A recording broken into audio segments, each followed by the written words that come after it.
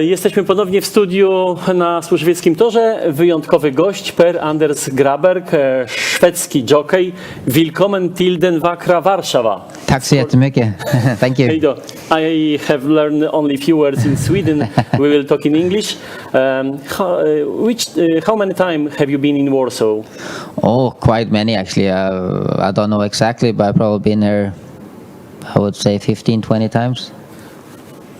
Zapytaliśmy Pera, jak często był w Warszawie. Mówi, że bardzo często, około 15 razy. And what is your impression about the Służewiec, about the Warsaw, about the Poland? No, I like coming here. It's a beautiful track to start with. It's a very nice town as well. If I have time to stay for one night to have something like that.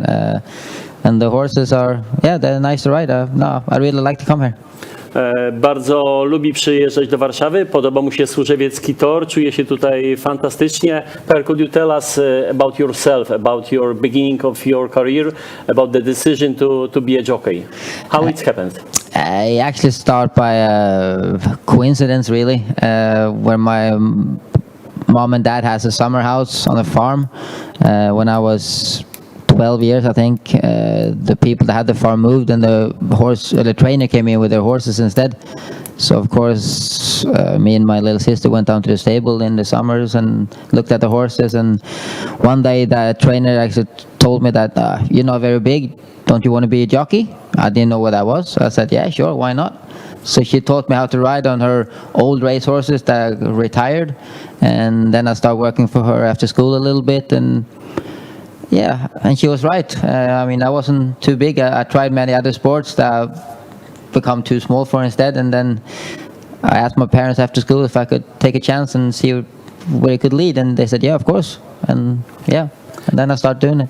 Jak to się stało, że Per został jockeyem? Oczywiście początki były wtedy, kiedy miał około 12 lat. Rodzice mieli taką farmę, gdzie były konie. On dosiadał tych koni i przyszedł taki moment, kiedy jeden z trenerów, oceniając jego warunki fizyczne, że nie jest mężczyzną zbyt rosłym, zapytał, czy chce zostać jockeyem. No i tak potoczyły się. From the beginning you think that it will be your profession. When do you decide that it will be your profession? Yeah, I think I decided pretty fast actually that that's what I want to do. I was really bad in the beginning. It took a long time for me to learn because I never been around horses before. And but I was sick and tired to go to school, so I thought I'm gonna give this a really try and do my best. And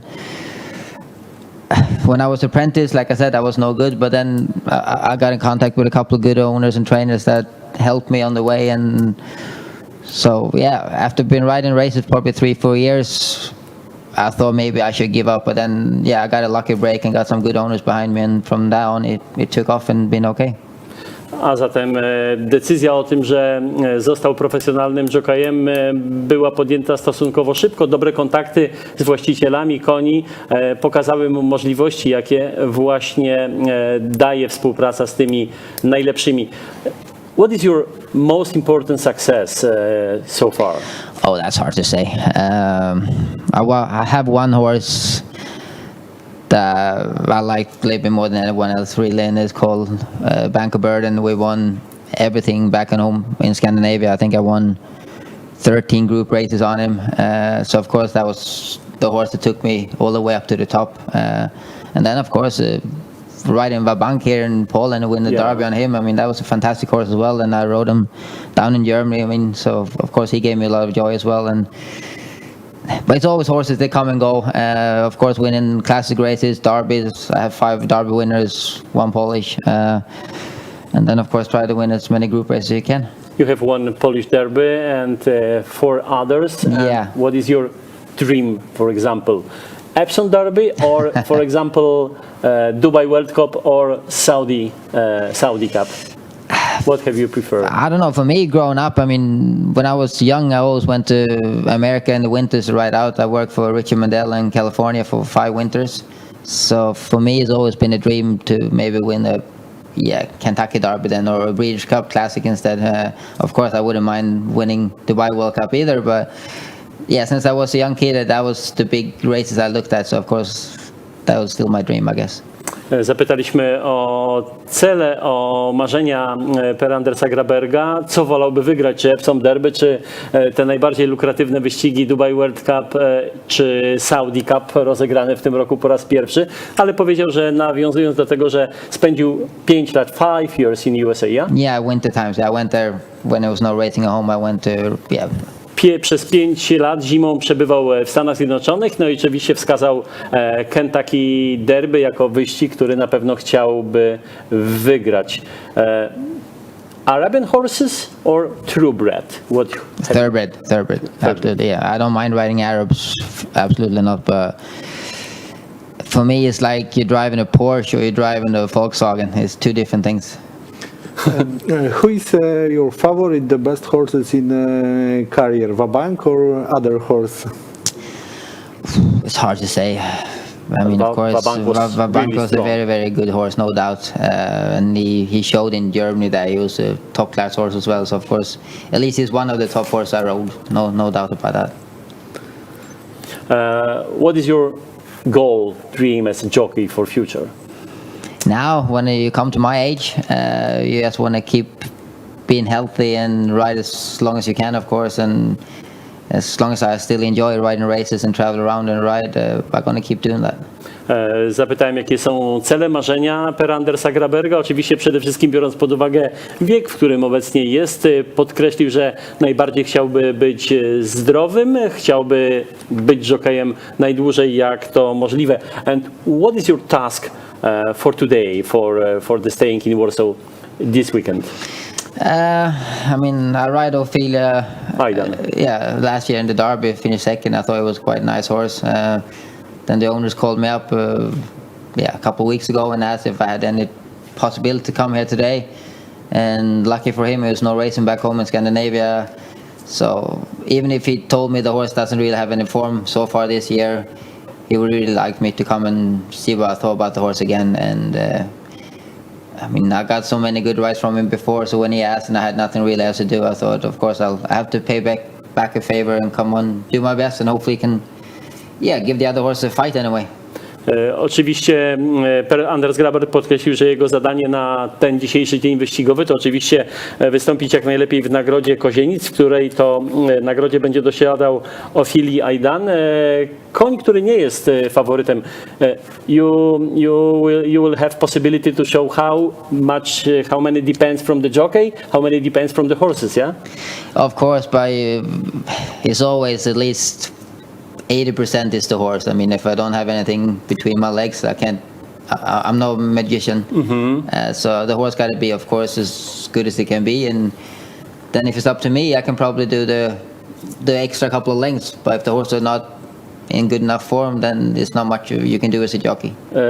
Zapytałem Per-Andersa o sytuację, kiedy właśnie dosiadając Ofili Aidana nie będzie faworytem, będzie mógł wykazać swoim jokejskim kunsztem się w trakcie tej gonitwy, no ale podkreślił, że także jak to często jokeje mówią, że około 80% zależy od klasy konia, 20% około to wkład jeźdźca w końcowy rezultat. Będzie mógł jak gdyby odrobić kilka długości, ale jaki to będzie końcowy efekt, tego nie jest w stanie przewidzieć. Tak, i warto podkreślić to, co powiedział Per-Anders Gråberg, że on już zna tego konia, ponieważ jechał w nim polskim derby, zajął tam drugie miejsce, natomiast nie wiadomo jest jego obecna forma, bo ostatnie występy Ofilia Aidana zarówno w Polsce, jak i we Francji nie były najlepsze. And tell us about the position of horse racing in Sweden, in Scandinavia. It's not bad, actually. The day-to-day racing is pretty good prize money.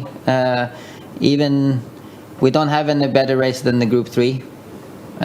But even the Group 3 are pretty good money if you compare to a lot of other places. Of course, you can't compare to France, of course, but if you go to Germany or even England in the Group 3, the prize money we have is pretty good. We have racing in Scandinavia 4, 5, sometimes 5 days a week in the summer.